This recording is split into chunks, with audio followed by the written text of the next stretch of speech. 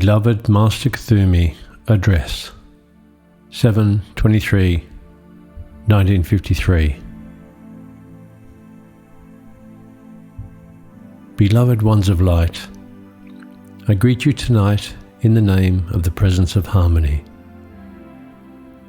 It has been my joy, harmony, and privilege for many years to carry the master control of harmony wherever I move across the face of the earth, and wherever I am invoked to assist those beloved life streams who show an interest in teaching mankind to becoming a harmonizing presence in themselves, and through themselves become the master control of all circumstances. Every messenger who comes from the court of the great Sanat Kumara, sooner or later, must be the controlled power by which energy is channeled into constructive form through those chelas, who, drawn by the radiation of the light, choose to live within the periphery of such a one's aura. Until that accomplishment is woven into the energies of the life stream, the secrets and powers of the sacred fire, which are held within the kingdom of harmony, cannot be released in their fullness into the consciousness of the teacher, and then imparted to his disciples. So, in a measure, does the teacher become responsible for the amount of truth and understanding which flows from the everlasting fount? Because the message of the movement depends upon the control and mastery of his energy, which flows into his disciples. Within the heart of those great retreats and sanctuaries which dot the surface of this globe, this balanced control of energy forms the pattern for daily and hourly living. And were any of you to consciously step within such a holy and sanctified place, your first impression would be one of exquisite peace and relaxation. This accounts for the fact that even in the Orthodox world, the kingdom of heaven is described as a place of exceeding peace. In my service to life, representing as I do that great embodiment of cosmic harmony, who you have come to know and love as a beloved Lord Maitreya, it becomes my joyous opportunity to remind the outer self of a devotee of truth that harmony is not negative. Instead, like mercy, love, and compassion, it is a powerful and positive force which belongs only to the strong life stream who has cultivated it through century after century of self-discipline. It is often thought that individuals who sleep within the lethargy of inertia are expressing and experiencing harmony, but nothing can be further from the truth. Those messengers who are the embodiment of peace are not only masters of the energy, which is their own allotted gift from the source of life, they are also the constant masters of the whirling sea of emotion and thought force of those who are around them.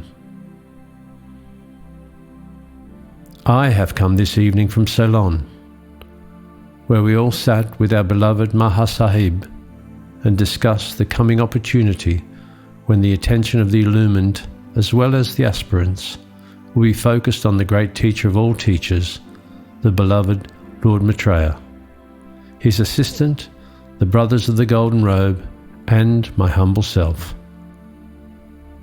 The beloved Mahasahib suggested that we emphasize through this entire 30-day period that every faucet of expression through the entire 7 rays is embodied harmony.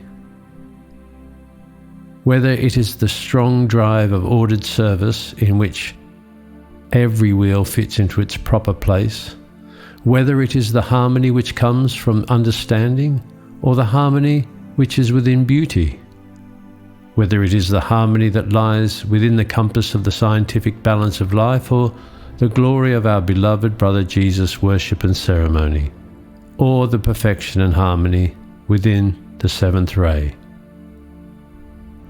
We are desirous of coupling the knowledge which feeds the intellect and stirs the feeling with that definite application by which those of you who are chosen to wear the golden robe may become the master control of the energies that are within the compass of your sphere of influence. As the dispensation from the heart of the great central sun increased the number of life streams who are to be given the opportunity in the next 6-month period to contact and blend with their Christ self, it becomes the service of the brothers of the golden robe to infiltrate the consciousness of those chosen ones against the mass pressure of the tides of energy which form the lower atmosphere of Earth, until they can sense the power of the presence of God within the heartbeat.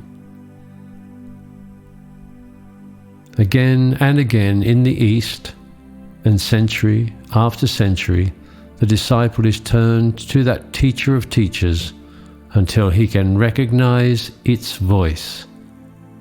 Then, comprehending its truth, lean no longer on form of any kind, neither guru nor master, nor any externalized manifestation of the One. In our beautiful East, where the cathedral of nature provides the natural setting for the development of the soul, it is not difficult for the individual to become quiet enough so that the impressed directives of the Master opens the way for that communion by which soul growth, soul development, and spiritual maturity are attained. When we turn our attention to the West, the entire current and directives of our endeavours must adapt themselves to the rapid pace which the vibratory action of mankind is so deeply enmeshed at present. I long for the opportunity to take you collectively, as well as individually, into an aura that has been protected and sustained in undisturbed harmony for even 30 days. Long, long before my own personal victory, when I endeavoured to draw the spiritual community at Crotona, my contemplations led me to believe that in the silence this peace and harmony might be established sufficiently so that aspirants could find the way home. Some thought that discipline of the silence severe, and so it was, for it made every man face himself. And without the crutch of words or contact, he had to walk alone back into that secret place of the Most High and there abide, becoming cognizant of the Christ through that endeavour. Those of you within this room were with me then. All of you observed that silence for a period of 7 to 30 years. One of you passed from embodiment without ever speaking again. Yet for all of that, you still remain at present enmeshed in this human consciousness from which we would set you free. As beloved Saint Germain is intensifying the radiation of the freedom flame through his exquisite retreat at Transylvania, we are prepared to accept the consciousness of those of you who wish to go beyond the collective unfoldment of the group and into that height of understanding which you once knew, which is but a reawakening of the dormant memory which stirs within you when we come together, and slumbers again when the stimulus of our flame and presence is withdrawn. But with each coming, as our love enfolds you, that memory intensifies through the folds of your outer consciousness, and you sleep not as soundly as before. And so, in patience, we return again, and yet again, and gently feed that immortal flame of your life. For we know that in so doing, one day you, too, will become that Master Presence. May I thank you on behalf of beloved Moria, whom I love as much as life itself, for your kindness and willingness to serve with him. It was not so long ago that we sat together and he spoke to me of this design that he held within his heart, which he felt would help our beloved Saint Germain as he faced another crisis in his constant endeavour to serve mankind. I was rather surprised to find him ready to begin again so soon after our endeavours through Theosophy. But in his decision, I promised to stand by his side, for I love him.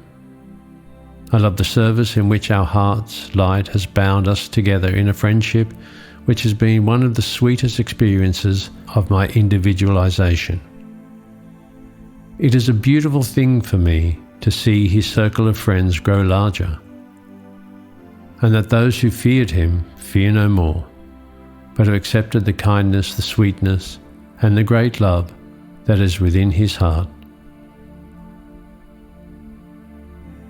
As the days unfold into years, and as you come to know us and join in closer and closer association with us, I am sure you, too, will cherish that friendship.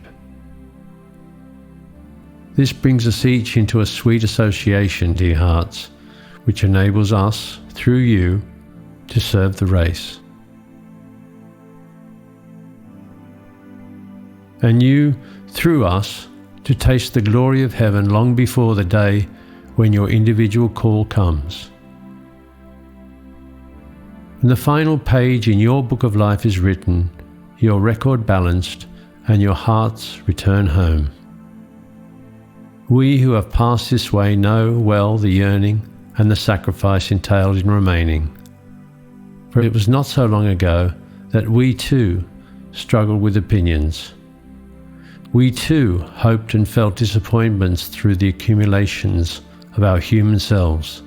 We too stopped to build again upon the ashes of our previous endeavours. I stood and saw my beautiful school burned to the ground, and within it all the records of a lifetime. Within it were all the exquisite achievements of pupils in whom I had invested all the energies of my being. The artwork, the like of which has not been since the days of Atlantis, and the marble sculptures were dashed from their pedestals and crushed by vandal hands. Beautiful gardens and exquisite trees were destroyed, until only a rubble remained of a vision into which I had invested a lifetime. I have never dared to revivify that vision in my free estate, nor have I looked back until this day. Yet the experiences within that life were such that they did enable me to become master of energy. One day my teacher said, "You are now a harmonizing presence, which will never again be disturbed by any external distress, nor any internal weakness. You are fit to enter my service and become a member of my court, and one day soon, if you shall choose, wear my cloak upon your shoulders." I was happy then that, although the tears rolled down my cheeks as I saw my dreams destroyed, I had held a certain peace even in that suffering. If you could see, beloved children, how you build up that mastery, you would welcome opportunities to flood the flame within your own God self through energy of a turbulent nature. One day when you stand before beloved Lord Maitreya and you feel the benediction and blessings as he confirms your appointment as that presence, you will be happy indeed for endeavour along this line. I am grateful for your calls for rain, and I am grateful for its release through nature. I am sensitive to the song of nature and to her cry, and it was in the cathedral of nature that I found my peace and my ultimate victory.